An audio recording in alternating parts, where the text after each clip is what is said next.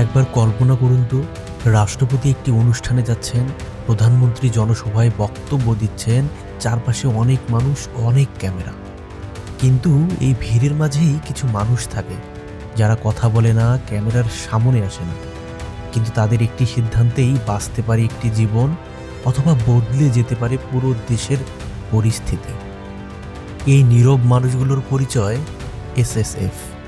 আজ আমরা খুব সহজ ভাষায় জানব এসএসএফ কি, তারা কিভাবে ট্রেনিং পায়, তাদের কাজ কি, কেন রাষ্ট্রপতি, প্রধানমন্ত্রী ও প্রধান উপদেষ্টা এই নিরাপত্তা পান, কেন তারেক রহমান এই নিরাপত্তা চান এবং কেন খালেদা জিয়াকে এসএসএফ নিরাপত্তা দেওয়া হয়েছে। এসএসএফ মানে স্পেশাল সিকিউরিটি ফোর্স। এটি বাংলাদেশের একটি বিশেষ নিরাপত্তা বাহিনী। এই বাহিনী তৈরি করা হয়েছে দেশের সবচেয়ে গুরুত্বপূর্ণ মানুষদের নিরাপত্তা দেওয়ার জন্য। এসএসএফ সাধারণ পুলিশ বা আনসার বাহিনী নয়, এরা সরাসরি রাষ্ট্রের অধীনে কাজ করে এবং রাষ্ট্রপতির দপ্তরের নিয়ন্ত্রণে থাকে। সহজ করে বললে, যাদের উপর দেশের স্থিতিশীলতা নির্ভর করে, এসএসএফ তাদের নিরাপত্তা দেয়। এসএসএফের সদস্য হওয়া খুব কঠিন। সবাই এখানে ঢুকতে পারে না। তাদের ট্রেনিং হয় কয়েকটি ধাপে। প্রথমত শারীরিক ট্রেনিং, দীর্ঘ সময় দাঁড়িয়ে থাকা, হাঁটা, দৌড়ানো, ফিট থাকা সবই শেখানো হয়। দ্বিতীয়ত অস্ত্র চালানোর প্রশিক্ষণ, কিন্তু সবচেয়ে গুরুত্বপূর্ণ বিষয় হলো কখন অস্ত্র ব্যবহার করতে হবে আর কখন ব্যবহার করতে হবে না। তৃতীয়ত ভিড়ের মধ্যে সন্দেহজনক আচরণ চেনা, কে স্বাভাবিক কে অস্বাভাবিক, এই পার্থক্যকে বুঝতে শেখানো হয়। সবশেষে ধৈর্য আর আত্মনিয়ন্ত্রণ, কারণ একজন এসএসএফ সদস্য ভয় পেলে বা রেগে গেলে এক মুহূর্তেই বড় বিপদ হতে পারে। অনেকে ভাবেন এসএসএফ শুধু বন্দুক হাতে দাঁড়িয়ে থাকে, কিন্তু বাস্তবে তাদের কাজ অনেক বেশি। এসএসএফ দায়িত্ব পালন করে রাষ্ট্রপতির নিরাপত্তা, প্রধানমন্ত্রীর নিরাপত্তা, প্রধান উপদেষ্টা বা অন্তর্বর্তী সরকারের প্রধানের নিরাপত্তা। এছাড়াও বিদেশি রাষ্ট্রপ্রধান বাংলাদেশে এলে তাদের নিরাপত্তায়ও এসএসএফ কাজ করে। সহজ করে বললে, রাষ্ট্রের সবচেয়ে সংবেদনশীল জায়গাগুলোতে এসএসএফ উপস্থিত থাকে। অনেকের মনে প্রশ্ন আসতে পারে, কেন রাষ্ট্রপতি ও প্রধানমন্ত্রী এসএসএফ নিরাপত্তা পান? রাষ্ট্রপতি ও প্রধানমন্ত্রী কোনো সাধারণ ব্যক্তি নন, তারা রাষ্ট্রের প্রতিনিধিত্ব করেন।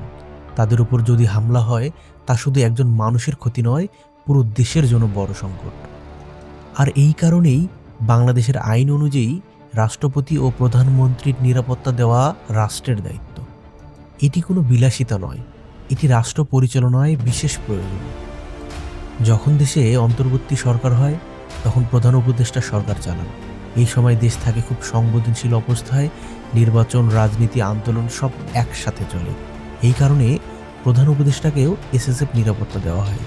এটা ব্যক্তিগত কারণে নয়, দায়িত্বের কারণে। এসএসএফ এমন কিছু গুরুত্বপূর্ণ দায়িত্ব পালন করে যা খুব কম মানুষ জানে। এসএসএফ শুধু মানুষ পাহারা দেয় না, তারা নিরাপত্তা দেয়। রাষ্ট্রীয় গুরুত্বপূর্ণ ভবন, গোপন বৈঠক, বিশেষ রাষ্ট্রীয় অনুষ্ঠান, গুরুত্বপূর্ণ নথি পরিবহন, যেখানে সাধারণ বাহিনীকে রাখা ঝুঁকিপূর্ণ, সেখানে এসএসএফ মোতায়েন করা হয়। এসএসএফ সদস্যদের জীবন সহজ নয়।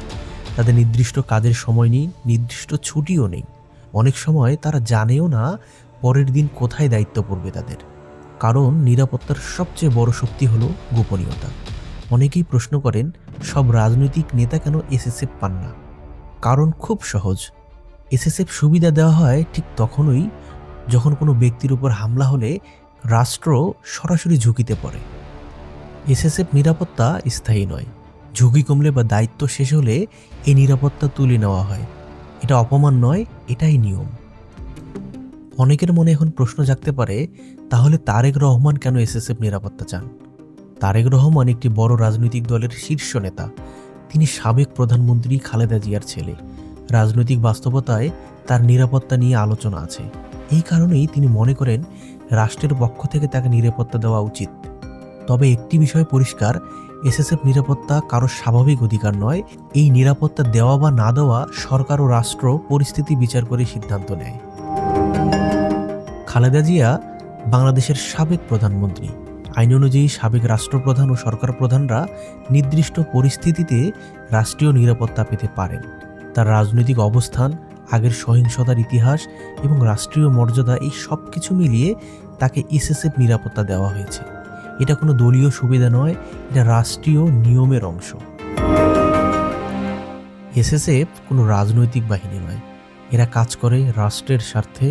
কে এই নিরাপত্তা পাবে আর কে পাবে না তা ঠিক হয় আইন, দায়িত্ব ও ঝুঁকির ভিত্তিতে। আমরা যাকে সমর্থন করি বা না করি, তথ্য জানা আমাদের দায়িত্ব, কারণ সচেতন মানুষই শক্তিশালী বাংলাদেশ গড়ে তোলে।